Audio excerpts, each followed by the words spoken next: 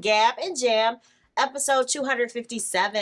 And what are we talking about today? All right, today we are doing a master class on how to be a better boss for the D.I.Y. rockstar. And what do you mean by a boss in this sense? So are you saying that D.I.Y. rock stars are actually putting out, are actually hiring people, putting out job, asking for job applications? What does this find? What does this mean? Okay, so weirdly, we realized that we are on a campaign always to convince others that we need to get things done, right? That we need them to do things for us.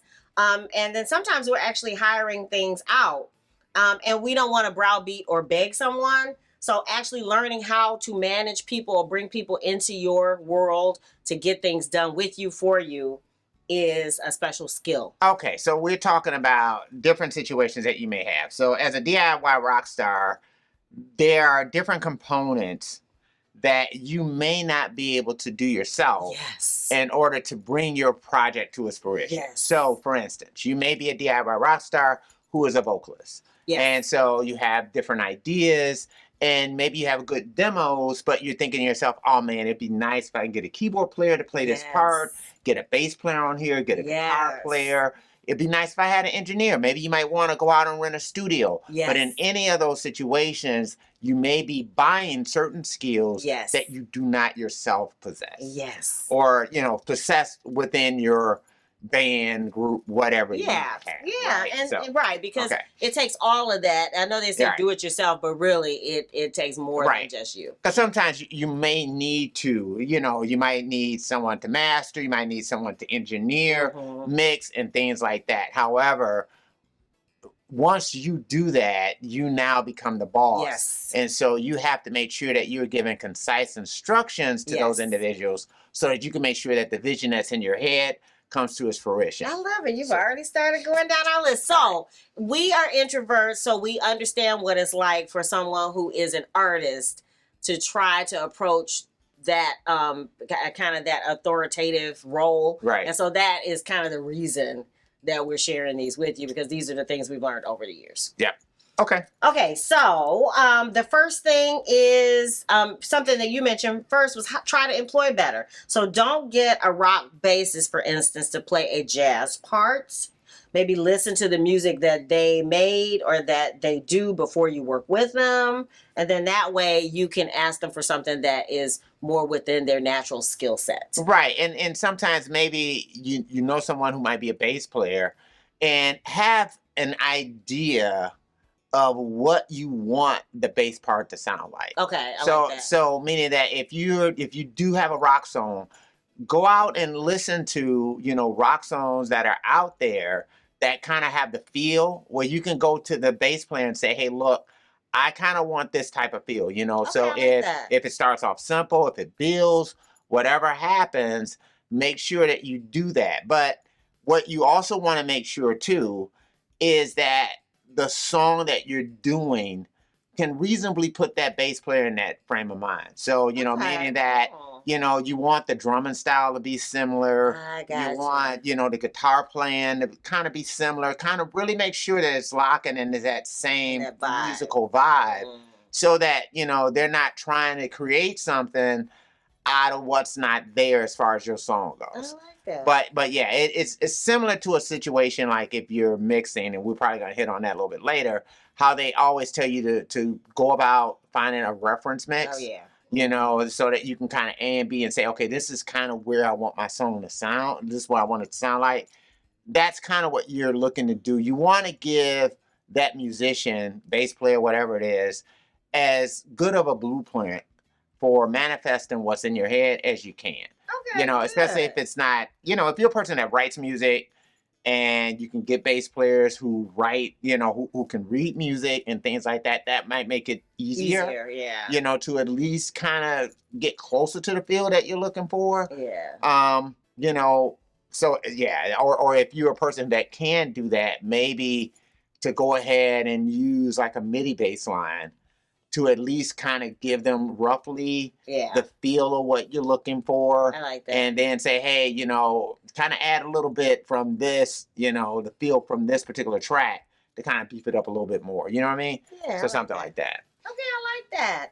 All right, so again, employ better. So, pick a person that is in that seems like they have that skill that you like for your project.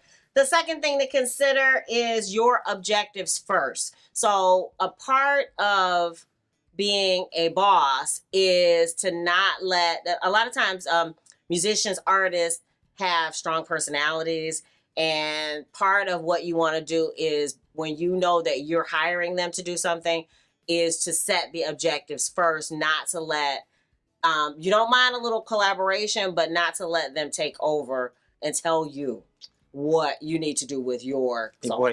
Exactly. And that kind of goes back to that other point too, that you have to realize that sometimes maybe the quote unquote best musician is not the best musician for your song. So not the best fit. Or even just the best musician. I think about like when I was younger and I was playing bass and I was with these group of guys who I think technically were like light years ahead of me as far as, their ability to play certain things that I couldn't even touch. And, I remember bringing them one of my songs and they could never get the feel of it. And it was simple. It was fairly simple song to play, and I was thinking, oh, this will be really easy. Yeah, for somebody who has skills and had the skill set, but they never could. But a friend of mine, who was a drummer, it wasn't as good as this drummer technically.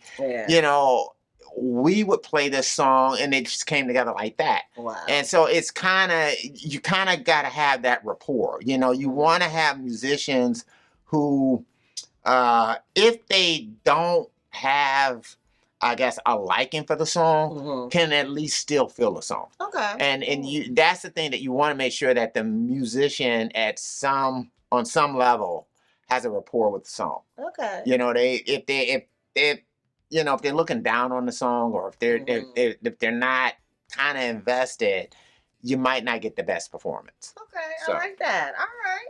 So that's number 2. Number 3, for how to be a better boss as a DIY rock star is put yourself in your quote unquote employee shoes. And what I mean by that is show respect to them first, learn their names as soon as possible. Figure out what is not likely to work for them, and if appropriate, give a reason why you're doing some of the things that you're doing, because some of those things help quote unquote convince people to work better for you. Right. Yeah, and that's the other part, is make sure that you're paying attention to them. To do the courtesy, if they have, a SoundCloud page or whatever it is, listen to their music. Make sure that you know where they're coming from. I like that. Don't ask these musicians to be something that is completely different from what they've ever done before. Yeah. Don't do that. I mean, it's one thing if a musician approaches you because they heard you and they're like, oh man, I think I could do something with it. Then you guys play and you just kind of really connect. And then later you kind of find out it's really different from what that person has done before. That's one thing. But if you're going out and you're hiring that person, do the courtesy of at least listening to what that person does. Yeah, because that time invested in advance will probably result in a better situation as you employ them to do what you need them to do. And number 4 is what you kind of talked about earlier, was communicate the vision clearly. So again, if you can prepare, some of those what do they call it, demo tracks tracks of what you're doing, and then maybe a reference of where you want it to be. So if there is somebody out there that's kind of doing something like what you're looking to do, you can say, hey, look, this is where I'm looking for this to end up. And so I'm looking for a bass line that's kind of like this, or a guitar line that's kind of like this, keyboards kind of like this. This is the, if you're a Sade like singer, and you can kind of say, hey, I know this is a little bit, as far as what I'm going to add, might be a little bit different, but where I'm looking for you to kind of land at, I want you to be in a pocket like this. Yes. And this is kind of the vibe that I'm looking for, And you'll probably get a lot better result that way. Right. And that's the key. You want to get what you want out of it. Yes. And so to be able to prepare the person to deliver that to you is really your goal. And it's so weird because, sometimes you do have to give musicians a little bit of room, because Okay. I'm reminded about Chuck Rainey when he was talking about Steely Dan. He had worked on Peg on the Asia record, and the guys in Steely Dan did not want any slap bass on there. Oh, that's right. And so on the change part, you know, or I think it's the chorus part, you know, and he just really felt slap bass for that. So what he did was he kind of turned his back so they wouldn't actually see him doing it and played the part. And it worked. Right. It really worked for the song, but you know, and they loved it, right? Right. They ended up loving it, and you know, and they did the same thing. They brought in, like, for that guitar part, that the guitar solo on Peg, they brought in like 7 different guitar players. Wow. That played different parts, you know, and they finally, the last guy that came in, I think the first thing he did, they ended up going with that, and it just really fit the song. Yeah. So, you know, sometimes you may need to work like that as far as finding stuff, but having that clear vision of what you want and how to go about getting it. And even though musicians may come in and give you something good, that you have to try to stay close and clear with your vision as far as what you're asking them to do. Yeah. But leave just a little room for a little magic that they might be able to bring in. Yeah. All right, good. All right.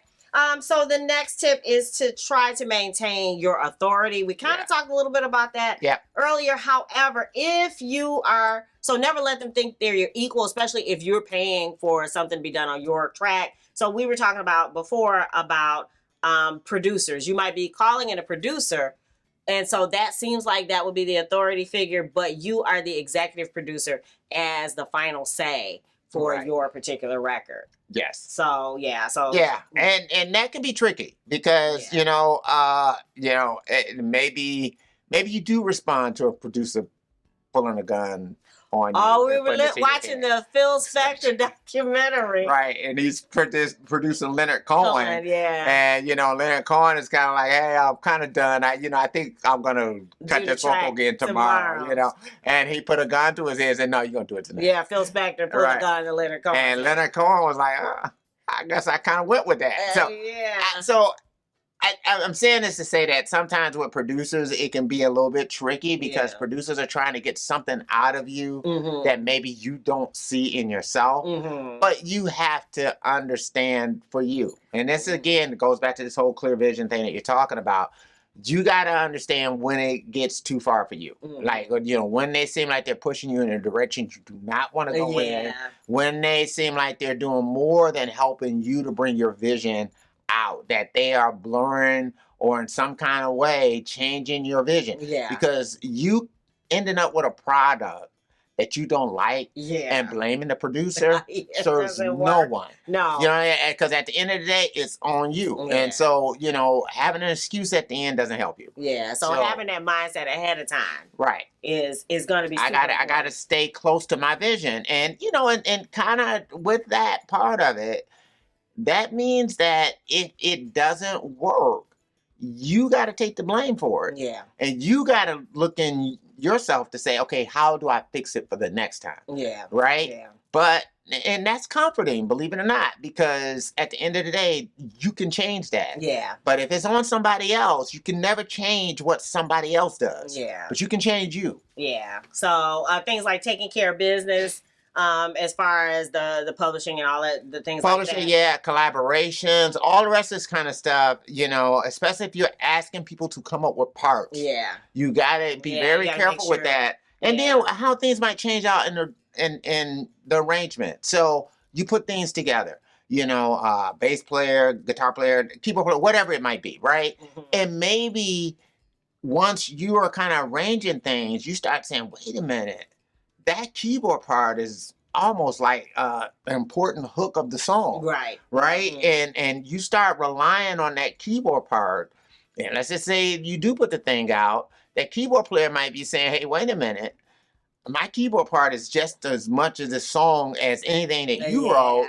You should be giving me a piece of that. And so you do want to make sure that you have within your agreements what happens. Yeah, we talked about that. One of our other episodes is legal documents for D.I.Y. Rockstar. So I'll put a link. All that stuff. You want to make sure that anytime you're collaborating with people, you definitely want to make sure that you're telling them what they're getting. And if they're getting a piece of the writing, then you should be paying less for what they're going to contribute. Yeah. You know, like but if you're paying them a set dollar amount per hour, you should lock them in that, hey, everything that you're doing is a work for hire for me. Yes. And it's, you know, I own it. Yes. You know, and I don't want it coming back to me. But it's one thing if they're coming in and they're kind of saying, hey, I'm collaborating on this and I'm getting a piece of this, then, you know, you should be paying them less for what they're doing as far as the music goes. And so that's for paying parts. I like that. And so another part of maintaining authority is make sure you give deadlines because, as you know, music, a creative process can go on forever. It can. You want to make sure you give deadlines, and then you want to make sure you check in as often as necessary. So that goes back to make sure it's dialed into your vision, all that stuff, as often as you need to because you're the boss. Yeah, especially if you're collaborating virtually. You definitely want to. No, that's key to that because, you know, we can be approaching this as though we're all in the same room. Yeah. You know, but you could have like, hey, I'm sending this out to the keyboard player. Yeah, that's you know, and they need to have deadlines when you need it back. Yeah. What you're expecting. Yeah. Blah blah blah. You need to have that. You need to also understand what happens if you decide not to use it. Now, if you're just paying them to do it, then, you know, you still have to pay them for their time because they actually put the time and effort into it, right?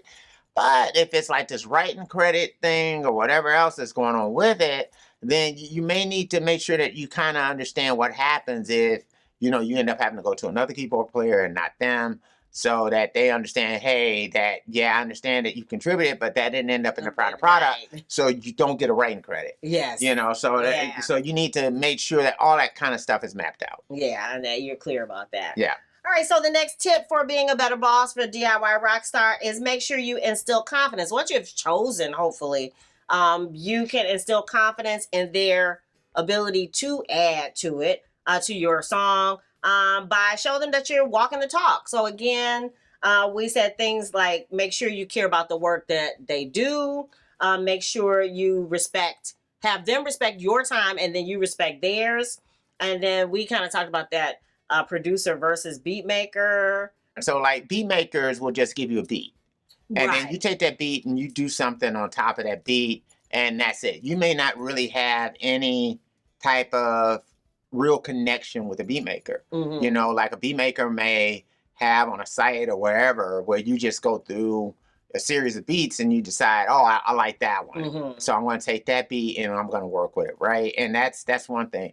A producer's different. Because you could select a beat that you like and still need a producer. Mm-hmm. So, you know, because a producer may take that beat, may chop it up, you know, may add other things to that beat, may help to produce your vocals, may help to produce your hook, whatever. Mm-hmm. So, you know, or your producer may also be the beat maker. Mm-hmm. So that's a possibility too. So, yeah, I mean, it kind of goes a different way, you know, or, you know, you might not have a beat maker as much as you may have subscribed to Splice. And so you may be using things on Splice and blah, blah, blah. So that might be your beat maker, but you still may need a producer to kind of pull all the stuff together. Yeah. So. Yeah, I like that. So again, make sure you instill confidence in the person that is doing the work for you. And that should be easy if you already like the work that they produce. I was about to say, yeah. You know, so that should be something that makes it very easy. Easy, because you shouldn't choose people that you don't like what they do, right? Exactly. All right, so number 7 for how to be a better boss for the DIY Rockstar is stay open and approachable. So this kind of piggybacks on what you were talking about before. Yeah. As far as leaving them a little bit of room as a musician, but also in a business sense, allow a little flexibility and creativity. Yeah. For the work that's done. Let's see, what do I have? Yeah, because even if you have agreements and things change, you can always amend your agreement. Yes. So you know, contracts are always amendable, but make sure you amend them.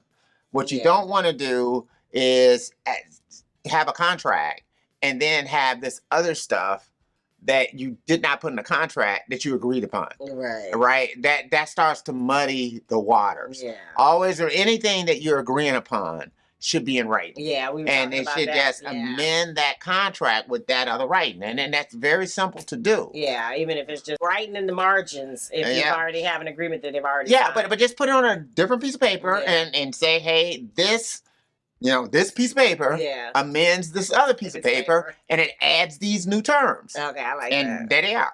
And that's it. That's all you gotta do.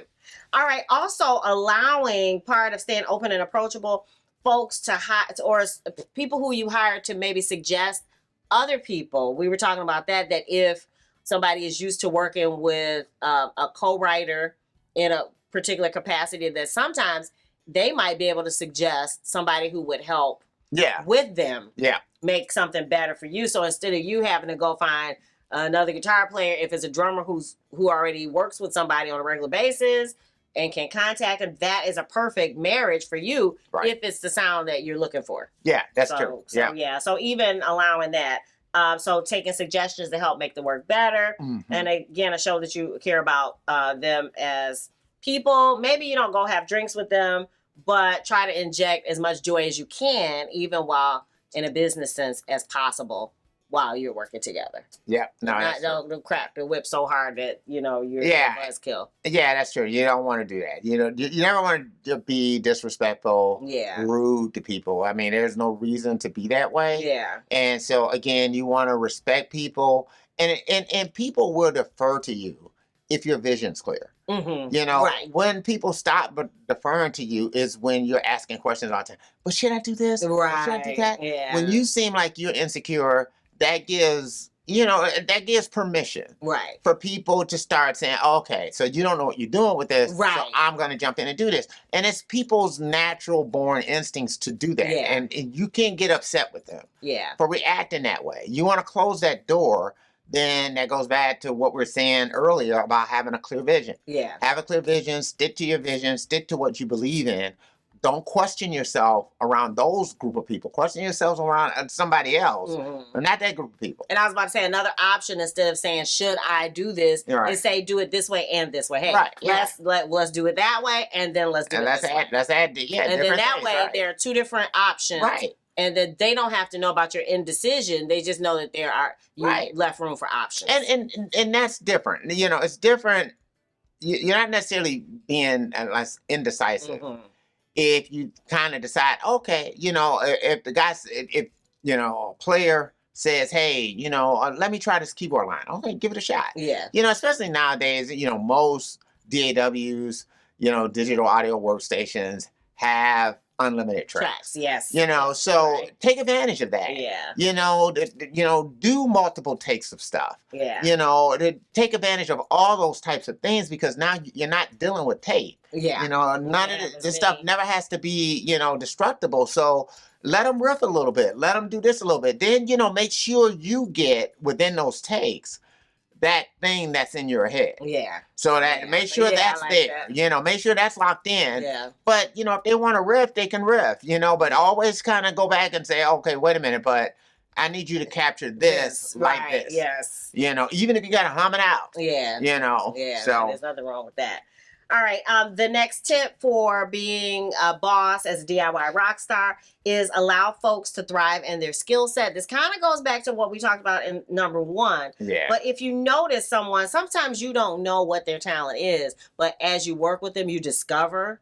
If you notice that they have this additional skill set, then this is a great time to add that to whatever the piece of work, the craft that you're making in there. And we kind of talked about that. So make sure you amend the terms after, but go ahead and let them thrive in that skill set. Maybe they're hired to be a guitar player, but maybe you see that they're really good at producing. Like, okay, maybe let me let them take the production on these couple tracks, so that you can capture whatever that magic is that they're bringing to the project. Right. Yeah. Yeah. Because sometimes you don't know. Again, you hired them to be a guitar player, and you're like, but you seem to be really adept at, putting these pieces together. It's like, oh, wow, there's something special about what you're doing with that. So yeah, and especially if you're doing things remotely, make sure you kind of specify how you want tracks to be cut. So, do you want them to add compression to I what like they're that. printing? Okay. Do you want them to echo all the rest of this kind of stuff?